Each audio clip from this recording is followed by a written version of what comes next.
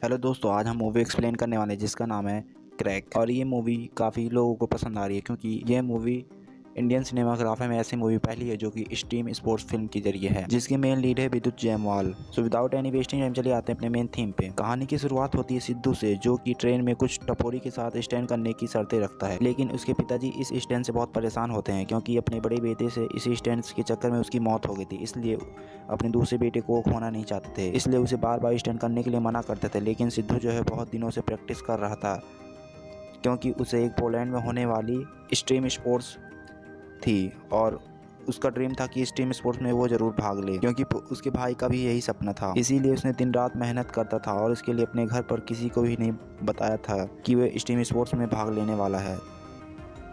तभी हम देखते हैं कि उसका नाम स्ट्रीम स्पोर्ट्स में घोषित होता है और वो खुशी के मारे उछल पड़ता है और उसे बुलाया भी जाता है। बुलाने वाला कोई और नहीं बल्कि देव के नाम का एक शख्स है जो कि उस स्पोर्ट्स स्ट्रीम का बाप होता है, जो कि आज तक उसे कोई हरा नहीं पाया है। देव ने भी सभी खतरनाक देशों से अलग अलग स्पोर्ट्स कंपटीशन को भी बुलवाया था और कुल 32 लोग उस स्पोर्ट्स में भाग ले रहे थे। और देव ने सबसे पहले उन सबके हाथों में एक घड़ी पहनवा दी थी जो कि ट्रैकर का काम कर रहा था। अगर वो लोग कहीं जाएंगे तो देव को आसानी से पता चल जाएगा। सिद्धू जब पोलैंड पहुंचता था, अब उसमें होने वाले गेम में रेस शुरू होता है जो कि 3 रेस होते हैं टोटल। तो उन 3 रेसों को हरा देगा वही इस टॉप 16 में उसका नाम आएगा और वही उस गेम का विजेता कहलाएगा। रूल्स काफ़ी सिंपल था। सामने 16 झंडा है ट्रैक पर लगे हुए हैं और उन कारों के बीच में जो खतरनाक हैं उनके बीच में जाकर तुम्हें एक झंडा लाना होता है। जो झंडा लाए वही टॉप 16 में शामिल हो जाए। लेकिन ये कोई आसान काम नहीं था क्योंकि ये बहुत खतरनाक काम था। कई लोग तो अपने इसके लिए जान भी गंवा देते हैं। और हम वहाँ देखते हैं कि सिद्धू जो है एक झंडा आराम से ले आता है।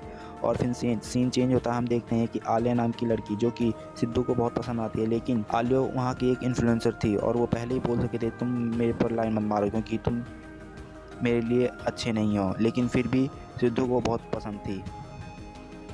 फिर हम एक दिन किसी रेस्टोरेंट में देखते हैं जहाँ पे आलिया उसे मिलती है सिद्धू को और कहती है कि तुम अच्छा स्टैंड कर लेते हैं, क्योंकि आलिया जो है उसे स्टैंड करते हुए देख ली थी टीवी पर। और हम देखते हैं कि उन दोनों में काफ़ी क्लोजपन हो रहा था, आपस में प्यार वार होने लग गया था। कहीं ना कहीं आलिया भी उसे प्यार करने लगी थी और उसे शाबाशी भी देने लगी थी। तभी आलिया को घर छोड़कर आता है सिद्धू और रास्ते में उसे एक यमी पुलिस वाली मिलती है और कहती है कि मैं चाहूँ तो तुम्हें अरेस्ट भी कर सकती हूँ क्योंकि तुम्हारे पास ना तो पासपोर्ट है और ना ही कोई वीज़ा। तुम्हारे पास सिर्फ एक ही रास्ता है, तुम मुझे कोऑपरेट करो। तुम मुझे केवल देव के ठिकानों का नाम बताने होंगे, नहीं तो मैं तुम्हें अरेस्ट कर लूँगी। अब ना चाहते हुए भी सिद्धू को ये बात माननी पड़ती है और उसे पुलिस वाले से भी हाथ मिला लेता है और कहती है कि तुम्हें ये चिप देव के पीठ पे लगाना होगा। अब सुविधा हुए देव के पास जाता है, लेकिन उसके हाथ में घड़ी था और देव के आदमी जान गए थे कि सिद्धू जो है एक पुलिस वाले से मिल के आ रहा था, इसलिए उसे बिना कुछ सोचे उस पर हमला कर देते हैं। लेकिन सिद्धू उन लोगों को मारकर सीधा देव के पास भागता हुआ आता है और देव से वो सब कुछ सच्चाई बता देता है कि एक पुलिस वाले मिली है और तुम्हारे पास उसने एक चिप दी है कि तुम्हारे पीठ पे मैं लगा दूँ ताकि वो तुम्हारे ठिकानों का पता लगा सके और तुम्हें अरेस्ट कर सके।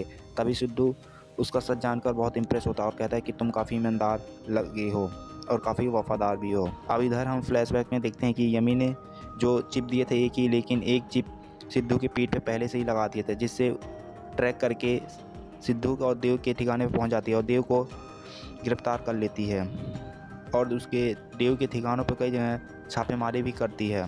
और फिर देव को लगता है कि पुलिस से पकड़वाने वाला कोई और नहीं बल्कि सिद्धू है, लेकिन ऐसा कुछ भी नहीं था।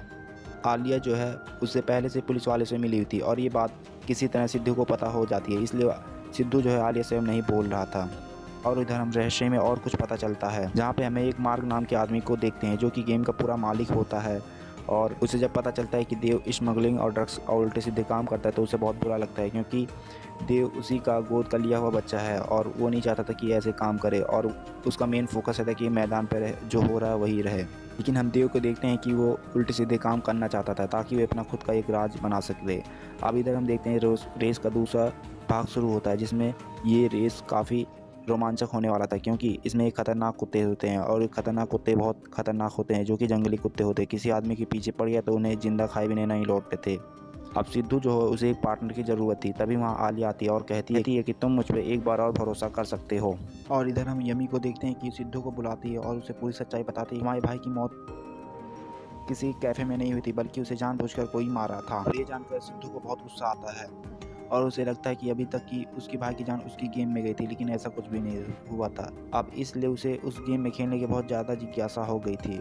और इस फिल्म का पूरा सार यही है कि एक भाई ने अपने दूसरे भाई की बदला लेने के लिए ही इस फिल्म का पूरा मेन मोटिव होता है। सीन में हम देखते हैं कि आलिया और सिद्धू एक साथ भाग रहे होते हैं, जो कि उनके साथ कुछ जंगली कुत्ते भी भाग रहे होते हैं और वो जंगली कुत्ते कई लोगों को खा भी रहे थे, जिनकी जान भी चली जाती है। लेकिन हम फाइनली देखते हैं कि बड़ी मुश्किल और बाधाओं से उभरते हुए सिद्धू जो है टॉप 8 में शामिल हो जाता है और उस रेस को जीत लेता है। अब हम मार्क को देखते हैं, जो कि देव के स्मगलिंग से बिल्कुल खिलाफ था। इसलिए देव जो है मार के आदमियों को मार देता था क्योंकि उसके खिलाफ थे, लेकिन वो मार को नहीं मारा और उसे बाप के समान मानता था। इसलिए उसे एक कंटेनर में ले जाकर बंद करके किडनैप कर लिया था और छुपा दिया था। लेकिन आलिया जो है फिर उसे सिद्धू को बुलाती है और पूरी सच्चाई बताती है। कहती है कि तुम्हारे भाई की मौत मार्ग नाम का एक आदमी ही बता सकता है। तभी सिद्धू जो है अपने आदमियों के साथ मार्ग को ढूंढता है और फाइनली मार्ग को ढूंढ भी लेता है। मार्ग जो है पूरी सच्चाई बताता है कि फाइनल रेस में तुम्हारा भाई जीतने ही वाला था और देव और तुम्हारा भाई ही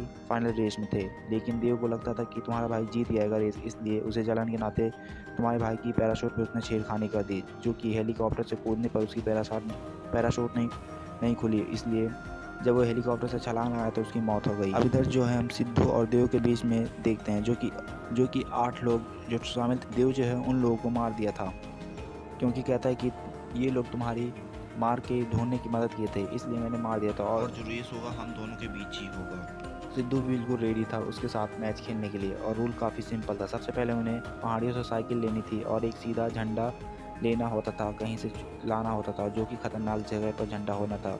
और उनके हाथ में एक टाइम बॉम्ब भी था और ये टाइम बॉम्ब केवल 20 मिनट का ही। हम देखते हैं कि आसानी से ये सिद्धू मैच जीत लेता है और देव हार जाता है और अपना अपना बम डिफ्यूज़ करने का समय आता है। लेकिन सिद्धू जो अपना बम डिफ्यूज़ नहीं करता है क्योंकि अपने भाई का बदला लेने के लिए वो देव को मारता है और मारते मारते उसे अधमरा कर देता है। लेकिन मरते वक्त देव जो सिद्धू को कुछ बात बताता है, कहता है कि तुम्हारे भाई की मौत मार्क ही किया है, मैं नहीं किया हूँ। लेकिन सिद्धू जो है पहले नहीं मानता है, लेकिन उसे कोई बताता है कि मरता हुआ आदमी झूठ नहीं बोलता, इसलिए उसकी बातों पर विश्वास कर लेता है और फिर मार्क के पास जाता है। उसे मारते हुए पूछता है कि तुमने मेरे भाई की मौत क्यों की। तब वो फाइनली बताता है कि मैंने इसलिए की थी क्योंकि देव और तुम्हारे भाई की आखिरी मैच थी।